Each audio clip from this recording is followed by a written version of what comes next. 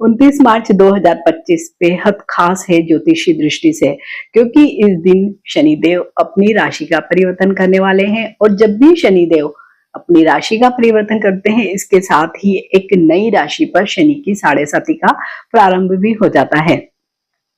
शनि की साढ़े साती जैसे कि 7.5, तो 7.5 साल तक वो एक ही राशि पर 3 भावों में गोचर करते हैं। चंद्र राशि के अनुरूप जो भावों में गोचर करते हैं, जो 12वां भाव होता है, प्रथम भाव होता है और द्वितीय भाव।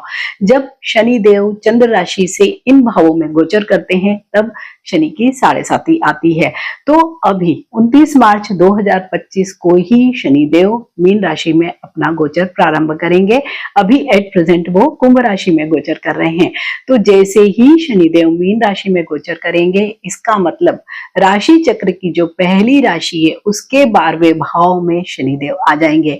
मतलब मेष राशि पर शनि की साढ़े साती का प्रारंभ हो जाएगा, क्योंकि शनि की साढ़े साती का तो जो प्रथम चरण होता है वो चंद्र राशि के 12वें भाव से शुरू होता है। मतलब चंद्र राशि के 12वें भाव में जब शनि गोचर करते हुए आते हैं, तब साढ़े साती आती है। तो मेष राशि के लिए अगले आने वाले जो 2.5 साल है वो शनि की साढ़े साती के प्रथम चरण के रूप में होंगे।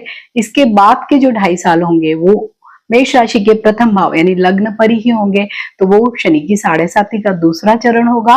और उसके अगले आने वाले जो 2.5 साल होंगे वो शनि की साढ़े साती होगी द्वितीय भाव में गोचर करेंगे, तो वो तृतीय चरण होगा।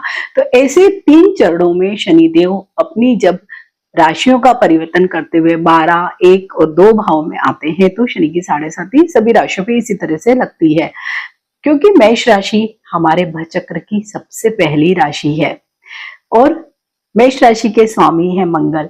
मंगल और शनि में बिल्कुल भी मित्रता नहीं है। हालांकि मंगल एक फायर एलिमेंट है और शनि एक वायु तत्व या एयर एलिमेंट माने जाते हैं, लेकिन जब भी ये दोनों मिलते हैं तो बहुत अलग तरह के कॉम्बिनेशन देते हैं।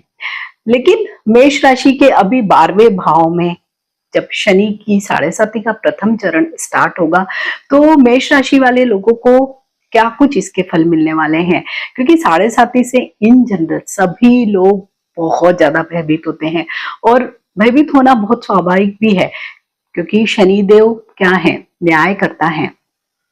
मीन्स वो आपके जीवन की जितनी भी घटनाएं हैं उनका ऑडिट करने के लिए ही इन 7.5 सालों में हर राशि पर आते हैं। और ऑडिट भी वो बड़ा जम के करते हैं और बहुत ही न्याय संगत तरीके से करते हैं। आपने अपने जीवन में क्या कुछ किया है, अगर गलत किया है तो आपको सजा मिलेगी। अगर आप सब कुछ अच्छे से कर रहे हैं, ईमानदारी से कर रहे हैं, बहुत मेहनत कर रहे हैं, तो शनि की साढ़े साती का कोई दुष्प्रभाव भी नहीं होता है। इसके साथ ही ये जो वीडियो है वो चंद्र राशि पर आधारित है। साढ़े साती हमेशा चंद्र राशि पर ही देखी जाती है, क्योंकि साढ़े साती चंद्र राशि पर ही लगती है।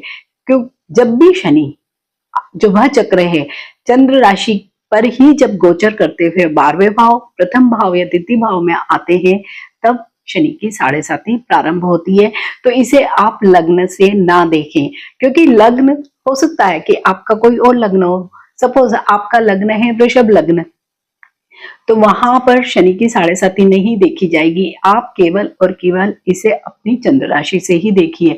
चंद्र राशि को देखना बहुत आसान होता है। अपनी जन्म कुंडली निकालिए और जहां पर भी चंद्रमा लिखा है उसके आगे जो नंबर लिखा हुआ है, अगर वहां पर नंबर 1 लिखा है यानी कि मेष राशि, तो ये वीडियो है मेष राशि पर शनि की साढ़े साती के प्रथम चरण के क्या प्रभाव होंगे उसके बारे में। अभी शनि की जो साढ़े साती का जो चरण स्टार्ट होगा वो 12वें भाव में होगा, क्योंकि अभी शनिदेव 29 मार्च 2025 को राशि का परिवर्तन अभी कुंभ राशि में है, मीन राशि में जाने वाले हैं। मीन राशि क्या है, एक जल तत्व की राशि है, तो जो भी परिणाम होंगे शनिदेव के बहुत अलग होने वाले हैं। वहीं पे मेष राशि का 12वां भाव मीन्स भव चक्र का 12वां भाव है मीन राशि। 12वां भाव क्या होता है, किन चीजों को इंडिकेट करता है? 12वां भाव होता है मोक्ष का भाव या विरक्ति का भाव भी इसे हम कहते हैं, संन्यास का भाव भी कहा जाता है, विदेश यात्रा का भाव भी कहा जाता है और साथ ही व्यय का भाव भी होता है। तो जब इतने सारे भावों पर शनि देव गोचर करेंगे खुद ही, तो बहुत सारी चीजों में डेफिनेटली कुछ न कुछ तो अच्छे प्रभाव भी होंगे, दुष्प्रभाव भी होंगे, लेकिन 12वां भाव क्योंकि इतना अच्छा भाव नहीं माना जाता और ऊपर से शनिदेव वहीं से गोचर करेंगे, तो जीवन में बहुत सारी चीजें मेष राशि के बहुत अलग घटित होने वाली है। अंत में वीडियो के मैं आपसे रेमेडीज भी शेयर करने वाली हूँ। तो सबसे पहले आप सभी से निवेदन है कि अगर आपने अभी तक मेरा ये चैनल उषा एस्ट्रोवर्ड सब्सक्राइब नहीं किया है तो जरूर कर लीजिए, साथ ही बेल बटन को प्रेस कर दीजिए ताकि जब भी मेरा कोई नया वीडियो आता है, क्यों मेरे सारे वीडियो मैं बहुत डिटेल में बनाती हूँ। कई लोगों के कमेंट भी आते हैं कि मैं बहुत लंबा खींचती हूँ, लेकिन मैं चाहती हूँ कि अगर आपको ज्योतिष में इंटरेस्ट है तो आप डेफिनेटली चाहेंगे कि अगर हम किसी भी गोचर का फल शुभ अशुभ जो भी दे रहे हैं तो वो किन वजहों से दे रहे हैं, तो आपको उसको समझने में आसानी होती है। तो मैं हूँ एस्ट्रोलॉजर उषा जैन भटनागर। नमस्कार। तो बात करते हैं मेष राशि के साढ़े साथी के प्रथम चरण के बारे में। जैसे कि मेष राशि के स्वामी हैं स्वयं मंगल देव और अभी 12वें भाव में शनिदेव गोचर करने वाले हैं। 12वां भाव है व्यय का भाव, विरक्ति का भाव, मोक्ष का भाव, विदेश यात्राओं का भाव। तो सबसे पहले जो मेष राशि पर असर आने वाला है वो आने वाला है उनके व्यक्तिगत जीवन में। विरक्ति, व्यक्तिगत जीवन में विरक्ति होगी तो क्या होगा? अगर आप सपोज शादीशुदा हैं, वैवाहिक हैं, तो आपका जो भी मन है वो आपके घर परिवार में नहीं लगेगा। मीन्स इसका मतलब ये नहीं है कि आपको अपनी पत्नी अच्छी नहीं लग रही है या पति अच्छा नहीं लग रहा है या आपका कहीं एक्स्ट्रा मैरिटल अफेयर हो गया या आपकी कहीं और इंटरेस्ट हो गई है। नहीं, आपका बगैर कोई वजह के ही, जैसे होता ना कि हमें कई बार कई चीजों से चिढ़ सी हो जाती है या हमें विरक्ति वाला भाव आ जाता है या हम उस चीज के प्रति उदासीन हो जाते हैं, बिल्कुल वैसा ही मेष राशि वाले लोगों के जीवन में होने वाला है। अगर विवाहित है तो विवाहित लोगों को अपने जीवन साथी के प्रति एक विरक्ति का भाव आएगा और जब भी विरक्ति का भाव आएगा तो आप इंटरेस्ट नहीं लेंगे तो क्या होगा? लड़ाई झगड़े होंगे, कहीं ना कहीं प्रॉब्लम्स आएंगी आपके रिश्तों में। ठीक वैसे ही जो लोग कोई रिश्ते में है तो उन लोगों को और भी ज्यादा सचेत रहना पड़ेगा कि हो सकता है अगर आपने इंटरेस्ट नहीं लिया या आप कोई लॉन्ग डिस्टेंस वाली कोई रिलेशनशिप में है, अगर आपने वहां पर बहुत ज्यादा ध्यान नहीं दिया, समय नहीं दिया या आपने इंटरेस्ट लेना, या जैसे कि हम बातचीत कर रहे हैं, आप बातचीत में भाग ही नहीं ले रहे हैं या आप कई कई दिनों तक बात नहीं कर रहे हैं, अवॉइड कर रहे हैं, या आप बातचीत में जैसे कि पार्टिसिपेट नहीं कर रहे हैं और आप बहुत उदासीन बने हुए हैं या आपका रवैया बहुत ही टालने वाला होगा, तो क्या होगा? ऐसे में आपकी जो भी रिलेशनशिप है, जो भी आपका रिश्ता जो हो सकता है कि मैरिज में भी मटेरियलाइज हो, वो खराब हो जाएगा। तो यहाँ पर किसी अन्य की वजह से नहीं होगा। आप अगर अपना रिश्ता खराब करेंगे तो वो आप अपने ही मन के कारण करेंगे, क्योंकि 12वां भाव और वहां पर जब शनिदेव आ जाते हैं तो वो क्या करते हैं? विरक्ति लाते हैं। मतलब किसी भी चीज में इंटरेस्ट नहीं होना, ये सबसे बड़ा एक प्रॉब्लम आएगा मेष राशि वाले लोगों को। तो आपको अपने रिश्तों को बहुत ज्यादा सहेज कर रखना पड़ेगा। जैसे अगर आपके बच्चे हैं तो आपको उनके साथ भी अपने रिश्तों को बहुत अच्छा रखना पड़ेगा, मीन्स बहुत लाइव रखना पड़ेगा। बच्चों के साथ लगातार आपको कम्युनिकेशन करना पड़ेगा, अदरवाइज यहाँ पर भी आपके कुछ न कुछ प्रॉब्लम्स अवश्य ही आएंगे। अगर फाइनेंस के हिसाब से देखें, यानी धन संबंधित मामलों के हिसाब से देखें, तो शनि की साढ़े साथी का जो प्रथम चरण है उसमें शायद बहुत ज्यादा असर तो नहीं आएगा। अगर असर कुछ आएगा भी तो वो आपके ही बहुत ज्यादा एक्टिव ना रहने की वजह से आएगा, क्योंकि अगर वह चक्र को देखते हैं अगर हम, तो मेष राशि अगर प्रथम भाव में है तो शनि आपके कार्य भाव और 11वें भाव में स्थित होंगे। मीन्स मकर राशि और कुंभ राशि, यानी 10 और 11 नंबर, 10वां भाव है कार्य का भाव, तो वहां पर भी शनिदेव आपको बहुत ज्यादा कोई ट्रबल नहीं देने वाले और नहीं लाभ भाव में स्थित होके वो आपको वहां पर भी कुछ इनकम के जैसे कि बहुत अचानक गड़बड़ हो गई ऐसा कुछ नहीं करने वाले हैं।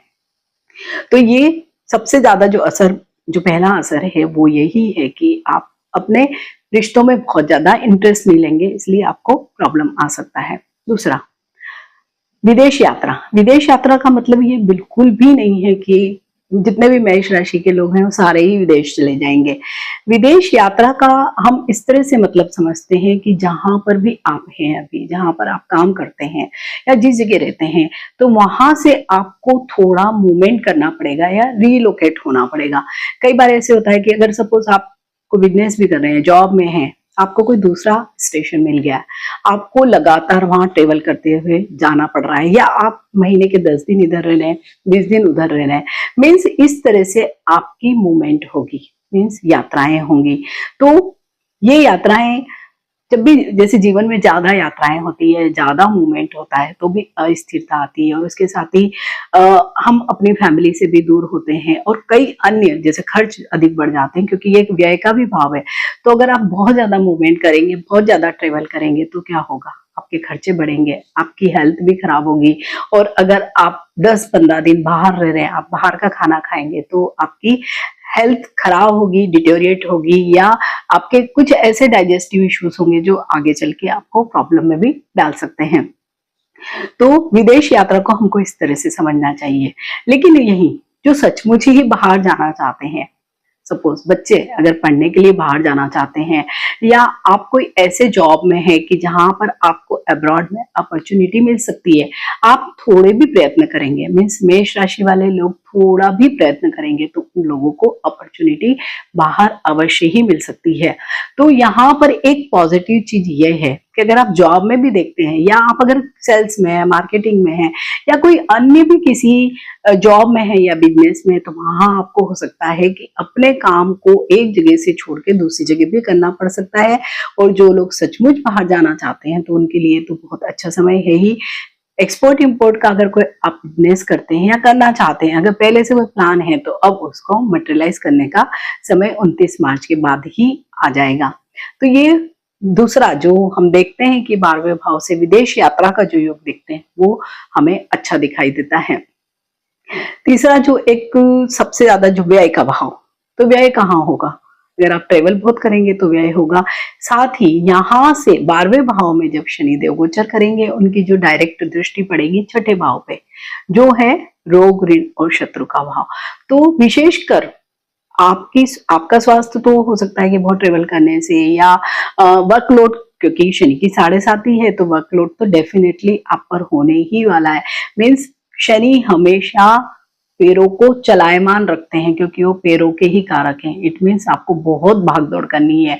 और ऐसे भी शनि की 7.5 सबसे ज्यादा जो परीक्षा लेती है, वो यही होती है कि आपके जो काम इन जनरल आसानी से हो जाते थे, वो अब नहीं होंगे। आप ये मानकर चलिए कि अगर आपने किसी काम के लिए 10 बार एफर्ट किया, तो 8 बार आप फेल हो सकते हैं। आप केवल 2 बार ही सक्सेस प्राप्त करेंगे। तो इतने दिन आपको जो भागदौड़ करना पड़ेगी, तो हो सकता है उसकी वजह से आपको कुछ हेल्थ इश्यूज हो। और विशेषकर जब भी शनि का ऐसी जगहों पे गोचर होता है, तो हड्डी से संबंधित रोग होने की बहुत ज्यादा संभावना होती है, विशेषकर पैरों में, पैरों के घुटनों में प्रॉब्लम हो सकती है। साथ ही जो नर्वस सिस्टम है, वहां पर भी कुछ इश्यूज आते हैं। और क्योंकि 12वें भाव में अगर गोचर करेंगे, तो ईएनटी से रिलेटेड इश्यूज भी सभी मेष राशि वाले लोगों को कभी ना कभी अवश्य ही परेशान करते रहेंगे। लेकिन हाँ, सबसे ज्यादा जो प्रॉब्लम्स आने वाली वो पैरों में और हड्डियों में आती है। तो अगर आप इन सारी चीजों को ध्यान में रखेंगे तो बेटर होगा। अदरवाइज, क्योंकि व्यय भाव और छठे भाव पर दृष्टि है, तो आपका जो पैसा खर्च होगा वो होगा हॉस्पिटल्स में, दवाइयों में।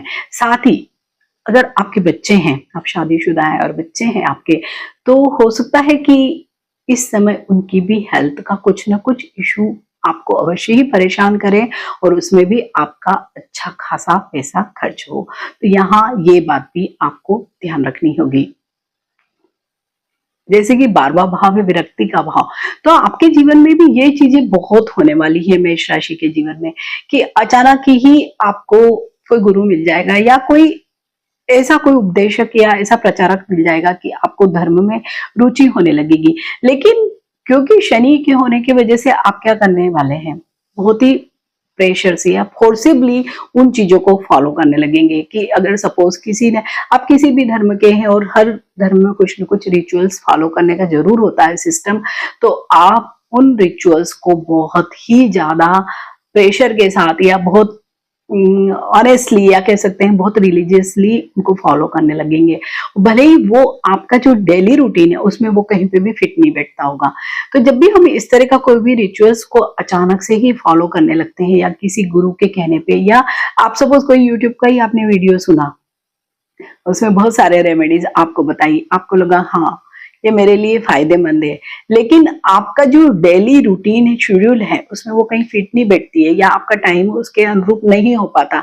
या जैसे मैं ही आपको अगर सजेस्ट करती हूँ कि आप सूर्य को जल चढ़ाइए, वहीं पे उसी टाइम आदित्य हृदय स्तोत्र बोलिए या इस तरह के कोई रिचुअल्स, लेकिन हो सकता है कि आप तो नाइट शिफ्ट करके आए हैं और जल्दी आप सवेरे सो गए हैं और आप उन चीजों को नहीं कर पाए हैं, तो आपके मन में क्या होगा कि आपको अगर किसी ने बोल भी दिया आप नहीं कर पा रहे या बहुत जबरदस्ती कर रहे हैं, तो क्या उन सारी चीजों को आप एक तरह से प्रेशर की तरह लेने वाले हैं या जबरदस्ती करने वाले हैं।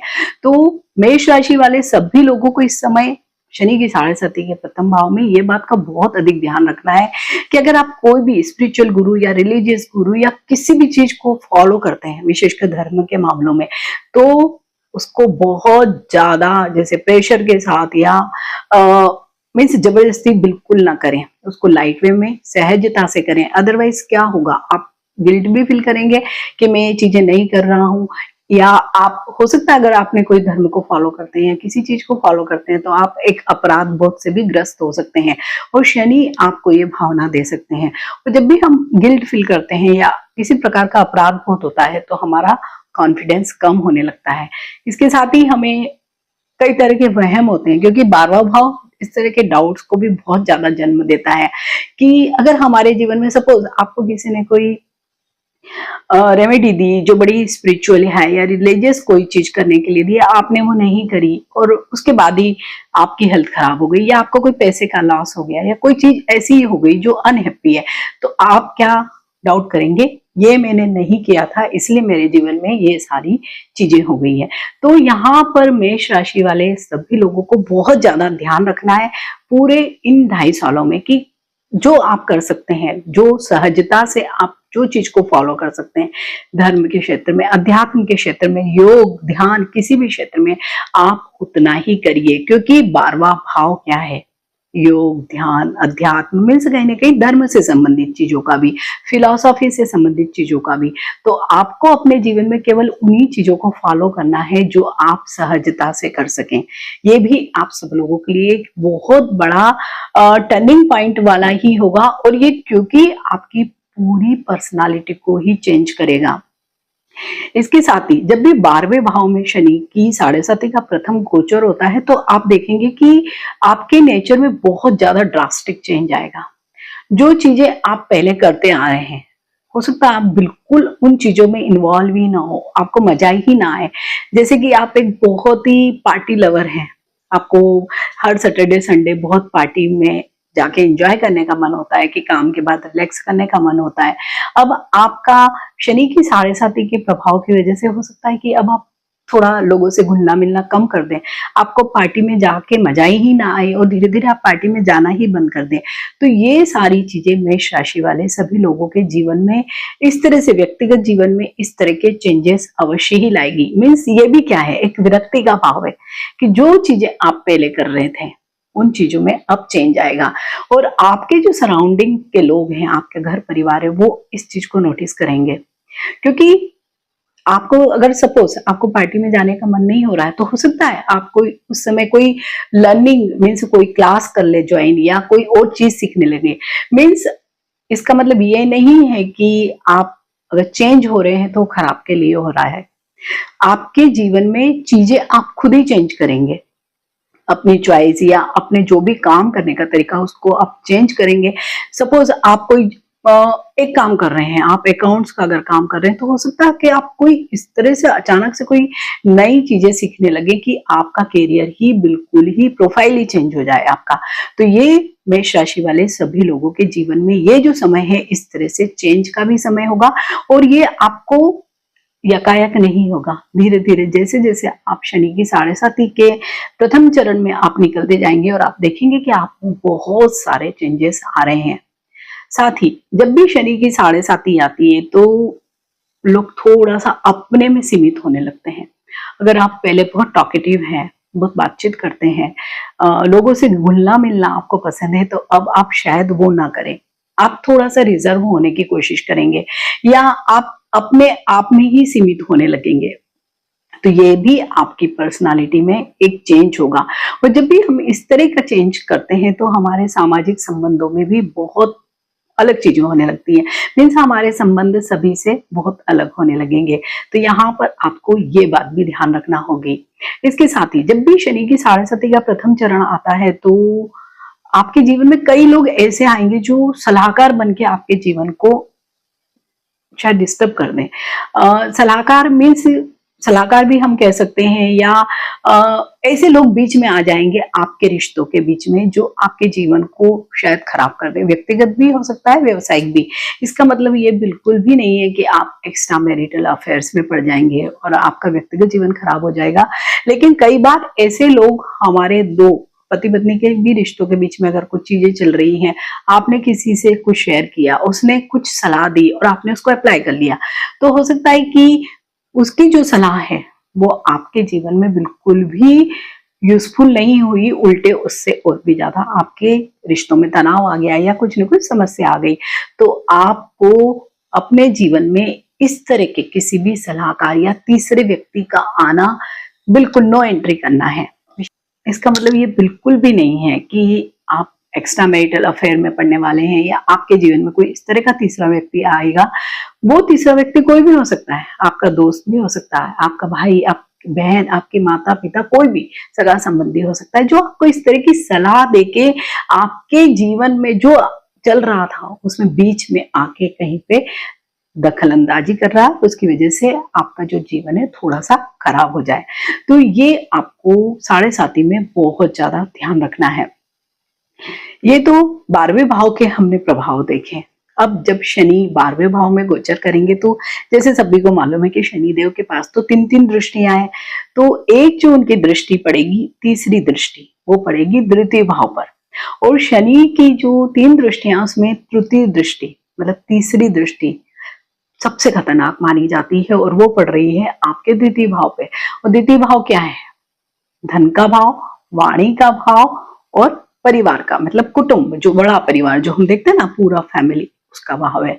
तो सबसे पहले तो धन के भाव पर ही अगर तीसरी दृष्टि पड़ी और क्योंकि 12वें भाव में गोचर है तो क्या होगा, यहाँ पर हमारी जो जमा पूंजी है वो खर्च हो सकती है। तो इसके लिए आपको क्या करना है? और जैसे अगेन जैसे ही साढ़े साथी स्टार्ट होगी, इसका मतलब ये बिल्कुल नहीं कि हमारे सारे पैसे खर्च हो जाएंगे या हमें बीमारियां आ जाएगी या हम बहुत ज्यादा ट्रेवल करने लगेंगे। ये सब चीजें शनि शनि होगा। शनिदेव तो यूं भी धीरे धीरे चलते हैं तो धीरे धीरे ही वो प्रभाव डालेंगे। तो आपको अभी से क्या करना है, एक जैसे इमरजेंसी फंड हम बनाते हैं ना, बिल्कुल वैसे ही बनाना है कि कम से कम 6 महीने, 7 महीने, 8 महीने, जितना आपके पास पैसा है, जितना आप खर्च करते हैं उसके अकॉर्डिंग आप एक इमरजेंसी फंड अवश्य बनाएं। क्योंकि द्वितीय भाव क्या है? धन का भाव। अगर आप इमरजेंसी फंड नहीं बनाएंगे तो हो सकता है धन संबंधित समस्याओं से आप जरूर दो चार हों, क्योंकि व्यय भी हमें दिख रहा है, हॉस्पिटलाइजेशन वगैरह भी दिखाई दे रहा है, ट्रेवल भी हमारे बहुत दिख रहे हैं। तो अगर इस तरह की सिचुएशंस आती है तो हमें जो हमारा इमरजेंसी फंड है वो हमारे काम आएगा। तो अगर मेष राशि वाले लोगों ने अभी तक कोई प्लान नहीं किया है तो इसको जरूर करना चाहिए। यहीं पे वाणी का भी भाव है और शनि की तीसरी दृष्टि यहाँ पड़ रही है। तो वाणी रुक्ष या रूढ़ हो जाएगी ऐसा तो नहीं मैं कहूंगी, हाँ सीमित हो जाएगी, आप कम बोलने लगेंगे। तो जब भी आप पहले बहुत बोलते हैं अभी कम बोलने लगे हैं तो लोग आपके बारे में यही राय बनाएंगे कि इसे शायद घमंड आ गया है या ये अब ज्यादा सामाजिक नहीं है। तो आपको यहाँ पे थोड़ा सा बैलेंस बनाना पड़ेगा, क्योंकि ये भाव परिवार का भी भाव है, कुटुंब का भाव है। तो आप वाणी के ही जरिए किसी से भी हम कम्युनिकेशन करते हैं या कुटुंब से जुड़ते हैं या कोई भी सामाजिक समारोह वगैरह होते हैं वहां पर हम बातचीत करते हैं, तभी हम एक दूसरे से कनेक्ट हो पाते हैं। तो यहाँ पर आपको भले ही आप कम बोले लेकिन अच्छा बोले और पूरे कुटुंब के साथ एक हार्मोनी वाला एनवायरनमेंट क्रिएट करके ही रखें। अदरवाइज यहाँ पर आपको कुछ न कुछ समस्या आ सकती है। तो जो तृतीय भाव तो जो द्वितीय भाव पर शनिदेव की तृतीय दृष्टि है, उसकी वजह से इन सारी चीजों को अगर मैनेज करके चलेंगे तो शनि की 7.5 का एज सच आप पे कोई दुष्प्रभाव नहीं होगा। वहीं पे जैसे शनिदेव की जो सप्तम दृष्टि पड़ रही है वो छठे भाव पे, जिसके बारे में मैंने बताया कि रोग ऋण शत्रु के भाव पर, तो बच्चों की बीमारियों पे आपका खर्च हो सकता है, आपके खुद के भी कुछ न कुछ चलते रहेंगे रोग। और विशेषकर क्योंकि शनिदेव पैरों के कारक है, तो पैरों से संबंधित बीमारियां, विशेषकर हड्डी से संबंधित रोगों से आप परेशान रह सकते हैं। तो आप जितना ज्यादा जो भी मेडिकल अटेंशन या जितना आप केयर कर सकते हैं वो आप अवश्य ही करें तो अच्छा होगा। साथ ही शत्रु किसी को ना बनाए, शायद बनेंगे भी नहीं, क्योंकि जब आप खुद ही इतने उदासीन होंगे, लोगों से इंटरेक्ट करना आप कम पसंद करेंगे या विरक्ति वाला भाव है, तो यहाँ पर आपके कोई शत्रु ऐसे सच नहीं बनने वाले हैं, बाहर के शत्रु, लेकिन भीतर के शत्रु बहुत बन जाएंगे। क्योंकि जब भी हम अपने आप को एक्सप्रेस नहीं करते हैं तो हम अपने ही भीतर कई सारी समस्याओं को जन्म देते हैं, तो वो कहाँ निकलती है, किसी न किसी रोग के रूप में। तो आपको यहाँ पर सबसे ज्यादा ध्यान देना है। अगर कुछ भी आपकी बात है तो आप जिस किसी भी माध्यम को पसंद करते हैं, अपने अंदर के मन के विचारों को एक्सप्रेस करिए, बाहर निकालिए। तो ये जो छठा भाव जहां पर शनिदेव की डायरेक्ट दृष्टि पड़ रही है, उसमें आपको सच कोई प्रॉब्लम नहीं आएगा। वहीं पे शनिदेव की एक दृष्टि पड़ेगी भाग्य भाव पर, जिसे हम नवम भाव, भाग्य भाव भी कहते हैं। यहाँ से धार्मिक यात्राओं को देखा जाता है, लंबे ट्रेवल्स को देखा जाता है, धर्म का भाव भी है ये। कई बार इसे हम पिता का भाव भी मानते हैं। तो यहाँ पर अगर शनिदेव की दृष्टि पड़ेगी तो जैसे धार्मिक यात्राएं या किसी न किसी प्रकार के छोटे मोटे ट्रेवल्स आपके होते ही रहेंगे, तो वहां पर भी धन का खर्च आपका होगा। हाँ, यहाँ शनिदेव की दृष्टि पड़ने से भाग्य, क्योंकि शनिदेव ज्यादातर भाग्य में यकीन नहीं रखते हैं, वो रखते हैं कर्म में यकीन, के कर्म करिए तभी मैं आपको फल दूंगा। तो यहाँ पर आपको बैलेंस बनता रहेगा, मीन्स क्योंकि आगे ही 10वें भाव में स्वयं शनिदेव की ही राशि है, मकर राशि। तो कार्य क्षेत्र में और भाग्य के क्षेत्र में कहीं ना कहीं बैलेंस बन जाएगा, ठीक रहेगा। आप यात्राएं करते रहेंगे, पिता के साथ थोड़े से संबंधों में तनाव आपके अवश्य ही रहेगा। हो सकता है वो एक ओपिनियन डिफरेंस हो, या कई बार ऐसे भी होता है कि अगर आपकी जमीन जायदाद या किसी का बंटवारा हो तो शायद आपको एक कम पार्ट मिले। ऐसी स्थितियां भी मेष राशि वाले सभी लोगों के साथ आ सकती है। तो मेष राशि वाले सभी लोगों पर शनि की 7.5 का ये जो प्रभाव है, बहुत ज्यादा बुरा बिल्कुल भी नहीं है, ठीक है। मीन्स आप इसको थोड़ा सा बैलेंस कर सकते हैं, मेंटेन करके चल सकते हैं। अगर आप कुछ रेमेडीज भी करते हैं, या आप अगर समझ जाएं कि ये चीजें मेरे जीवन में हो सकती है, तो उनको थोड़ा सा अपने बिहेवियर पैटर्न से ही या बिहेवियर रेमेडीज के थ्रू ही सॉर्ट आउट करेंगे, तो आपको सच बहुत ज्यादा प्रॉब्लम नहीं आएगी। क्योंकि 29 मार्च को तो शनिदेव राशि का परिवर्तन कर लेंगे, वहीं पे 15 मई को गुरु भी अपनी राशि का परिवर्तन करेंगे, तो वो एक अलग कॉम्बिनेशन बन जाएगी। वहीं पे 18 मई को राहु और केतु भी अपनी राशि का परिवर्तन कर लेंगे, तो एक अलग तीसरा कॉम्बिनेशन और बन जाएगा। इसके साथ ही इस वर्ष जो गुरु का गोचर है वो बहुत अतिचारी यानी बहुत फास्ट फॉरवर्ड चलेगा, और जब भी फास्ट अगर गुरु चलते हैं तो कुछ ना कुछ जो भी दुष्प्रभाव है या प्रभाव है, अच्छे भी प्रभाव है, तो आप उनमें देखेंगे कि बहुत स्पीड होगा, तेज होंगे।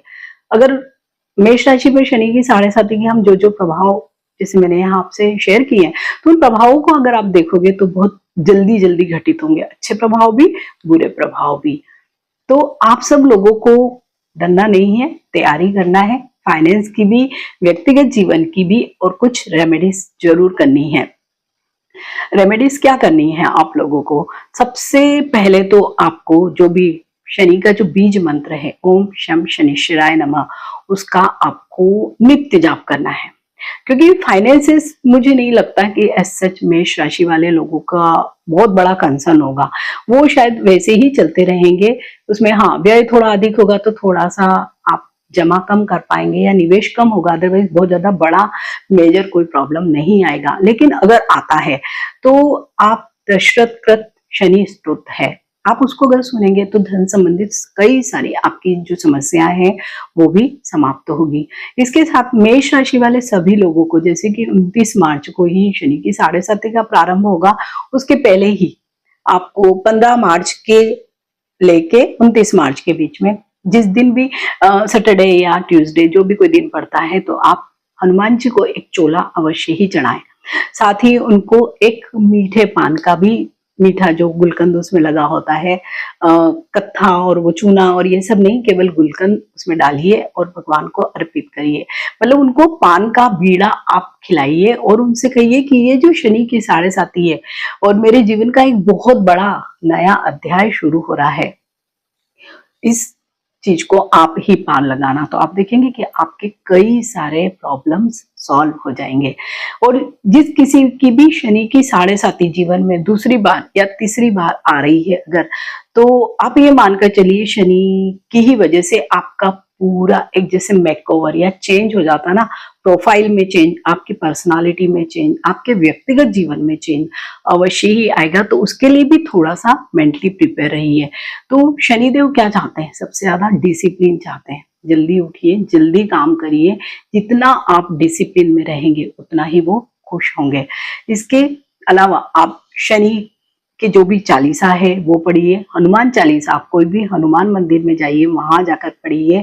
पीपल का जो पेड़ होता है उसके नीचे आप अगर सरसों का दीप, वो भी सैटरडे के दिन अगर जलाते हैं तो बहुत बहुत शनिदेव प्रसन्न होते हैं। और शनिदेव सबसे ज्यादा प्रसन्न कब होते हैं? जब हम, जो भी मजदूर वर्ग होता है या हमारे घर में जो सफाई कर्मचारी होते हैं या जो लोग भी थोड़ा सा इकोनॉमिकली लो होते हैं, जो लोग, उनको अगर हम कुछ हेल्प करते हैं, उनको कुछ खाने पीने की चीजें देते हैं, उनको कुछ यूज करने की चीजें देते हैं, तो शनिदेव बहुत प्रसन्न होते हैं। तो इसके लिए आपको करना है, सैटरडे के दिन जब शनि की 7.5 प्रारंभ हो, तो शुरुआती दिनों में आप जरूर इसको जल्दी जल्दी फॉलो करिए और ज्यादा बार भी करिए कि तेल में तली हुई कोई भी चीज, आप पूरी दे सकते हैं, भजिए दे सकते हैं, और विशेषकर उड़द के जो बनते हैं बड़े, वो आप अगर जैसे मंदिर के बाहर कई लोग बैठे होते हैं, आप अगर उनको दान करते हैं या पूरी सब्जी भी देते हैं, मतलब तेल में तली हुई कोई भी चीज आप उनको खिलाइए, तो शनिदेव बहुत प्रसन्न होंगे। इसके अलावा आप बच्चों को, आप जैसे अभी रेनी सीजन आएगा, आप वहां पर छाते दे सकते हैं, चप्पल या काले शूज दे सकते हैं। इस तरह की भी आप अगर उनको चीजें जो सचमुच उनके उपयोग में आए, अगर आप वो करते हैं, तो आपको ऐसे ये जो शनि की 7.5 का कोई दुष्प्रभाव है वो आपको नहीं मालूम पड़ेगा। इसके अलावा आप एक बहुत ही अच्छा उपाय कर सकते हैं कि जब भी शनि की 7.5 स्टार्ट होती है, तो अगर आपको घोड़े की नाल मिल जाती है या नाव में जो कीलें लगती है ना, जैसे अगर आपके आसपास भी कोई नदी है तो वहां पे भी नावें चलती है और उसमें बहुत सारी कीलें ठोकते हैं, अगर उस कील को आप ले आते हैं और अपने घर के वेस्ट डायरेक्शन में गाड़ देते हैं, तब भी आपको शनिदेव एज सच 7.5 के समय भी बहुत ज्यादा ट्रबल नहीं देते हैं। मीन्स विशेषकर जो व्यय वाला जो पार्ट होता है ना, तो वहां पर बहुत ज्यादा स्थिरता आ जाती है। इस उपाय को भी आप अवश्य कर सकते हैं। अगर घोड़े की नाल आपको मिल जाती है तो उसकी अंगूठी या छल्ला भी आप मिडिल फिंगर, आप राइट हैंड, मध्यमा जो उंगली होती है, जो शनि की उंगली है, वहां पर आप धारण करें, तो भी आप पर शनिदेव की जो भी 7.5 का जो दुष्प्रभाव है बिल्कुल भी नहीं होगा। तो मेष राशि वाले सभी लोगों को मेरी तरफ से बहुत शुभकामनाएं। डरने की बिल्कुल भी जरूरत नहीं है। थोड़े से प्लानिंग की जरूरत है, थोड़े से डिसिप्लिन की जरूरत है, कुछ रेमेडीज करने की जरूरत है। तो आप सभी को मेरी तरफ से बहुत बहुत शुभकामनाएं। मिलते हैं एक नए वीडियो में। अगर वीडियो अच्छा लगता है तो इसे लाइक कीजिए, शेयर कीजिए और मेरे इस चैनल उषा एस्ट्रोवर्ड को सब्सक्राइब कीजिए। नमस्कार।